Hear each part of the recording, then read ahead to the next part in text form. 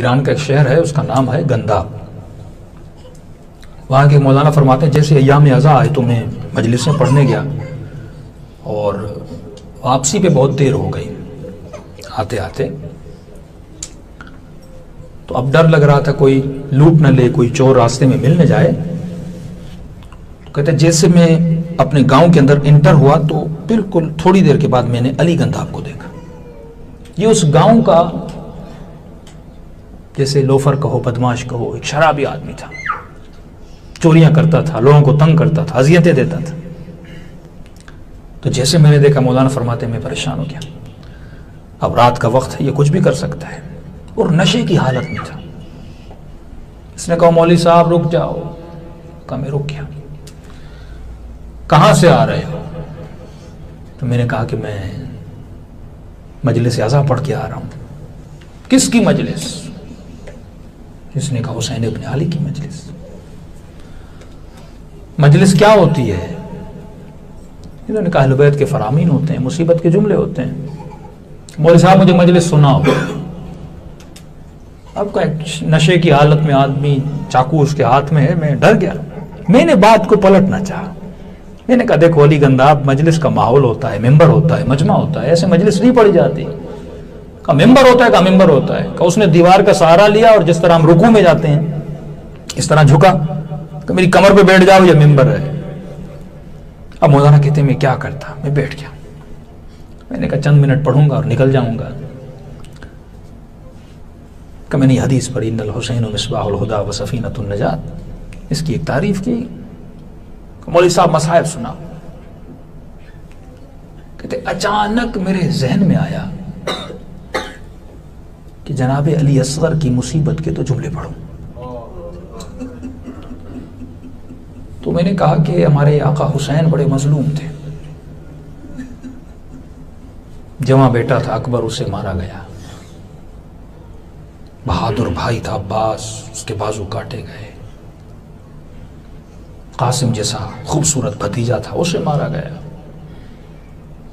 میں نے کہا آخر میں حسین کا 6 مہینے کا بچہ تھا، دشمنوں نے اسے بھی نہیں چھوڑا، تیر سے مار دیا۔ کہ بس یہ کہنا تھا تو میں نے دیکھ اس کی کمر پہ بیٹھا تھا، اس کا پورا بدن ایسے کانپنے لگا اور کہنے لگا اتنے مظلوم تھے، بھائی مار دیا، بھتیجا مار دیا، بیٹا 6 مہینے کے بچے کو بھی نہیں چھوڑا۔ کہ یہ کہہ کر کہ مولوی اتر آؤ، میں اترا۔ کہ یہی جملہ دہراتا گیا، اتنے مظلوم تھے، اتنے مظلوم تھے، روتا ہوا آگے بڑھتا چلا گیا۔ مولانا صاحب کہتے ایک دن گزرا، 2 دن گزرا، 3-4 دن یہ مجھے شہر میں نظر نہیں آیا۔ میں نے لوگوں سے پوچھا وہ بدماش سا ایک آدمی تھا علی گنداب کہاں ہے وہ؟ گھر والوں نے کہا ہمیں بھی نہیں پتا۔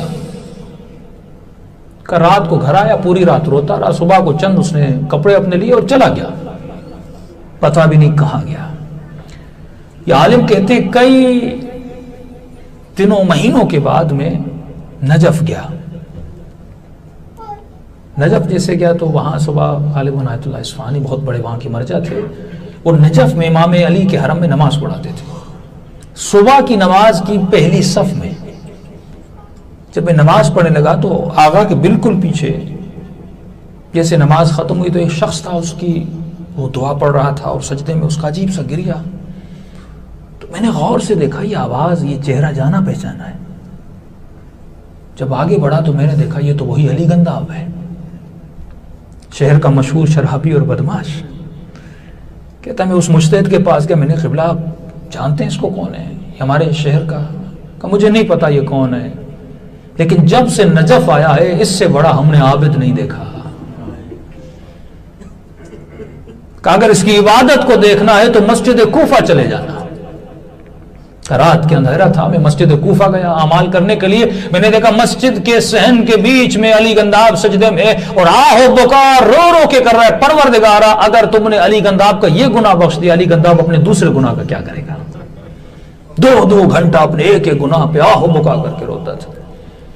میں پریشان۔ لیکن انسان جب بدلتا ہے، اس کے بدلنے کا جو ٹرننگ پوائنٹ ہوتا ہے، اہل بیت دلوں کو دیکھتے اور اس بندے کو کہاں سے اٹھا کے کہاں تک لے گئے۔ کہ ایک دن صبح کی نماز پڑھ رہے تھے، نماز عشاء پڑھ رہے تھے، اچانک ایک شخص آئے، مولانا کوئی آیت اللہ کاظم تھے وہاں پہ، وہ شدید بیمار ہو گئے ہیں اور ڈاکٹرز نے جواب دے دیا اور غالباً کئی آج رات مر جائے گا، سکرات کا گویا وقت ہے، تو گھر سے پیغام آیا اس کے لیے قبر کا بندوبست کیا جائے۔ تو اصفہانی نے کہا ٹھیک ہے، کہ بالکل امام علی کے دروازے کا جو انٹرنس ہے، کہ یہ بہت بڑا مرجع ہے، اس انٹرنس پہ اس کی قبر بنائی جائے۔ کہ رات کو طالب علموں نے قبر کو کھود دیا، قبر تیار ہوئی، کہ صبح کی نماز کے بعد غسل کفن ہوا تو اس کو دفن کر دیں گے۔ کہ صبح کی نماز ہو گئی، انتظار میں تھے، آقا نے پیغام بھیجا کیا ہوا، ان کی طبیعت بہت خراب تھی اور آپ نے کہا غالباً مر جائیں گے۔ قبلہ پتہ نہیں، بالکل ٹھیک ہو گئے ہیں، گویا کبھی بیمار ہوئے ہی نہیں تھے۔ اب یہ سوچ رہے تھے جو قبر کھودی اس کا کیا کیا جائے، اتنے میں ایک شخص دوڑا آیا کہ رہ قبلہ کئی دیر گزر گئی، علی گنداب سجدے سے سر نہیں اٹھا رہا۔ آغا اصفہانی آگے بڑھے، آواز دے کے علی اٹھو اٹھو، لیکن دیکھا نہیں، سر یہاں پلٹا اور روح پرواز کر کے چلی گئی۔ اس وقت آغا اصفہانی نے یہ جملہ کہا علی نے اپنے علی کے لیے قبر کھدوائی تھی۔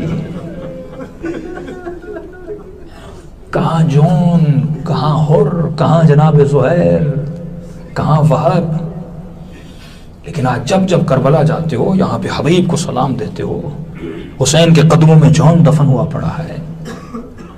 فیضان محترم، یہاں دیر نہیں ہے کسی چیز کی۔ فرمایا خدا کسی کو جہنم میں ڈالنا چاہتا ہی نہیں ہے، اگر جہنم میں ڈالنا چاہتا تو وہ یہ نہ کہتا اگر ایک نیکی کرو گے تو 10 لکھوں گا، برائی کرو گے تو 1 لکھوں گا۔ اگر وہ جہنم میں ڈالنا چاہتا تو یہ نہ کہتا ایک مرتبہ خلوص سے دل سے دعا کرو میں تجھے بخش دوں۔ اگر وہ جہنم میں ڈالنا چاہتا تو علماء عرفا فرماتے وہ کبھی سیدہ کو خلق ہی نہ کرتا۔ وجود سیدہ ضامن ہے کہ وہ جنت میں بھیجنا چاہتا ہے۔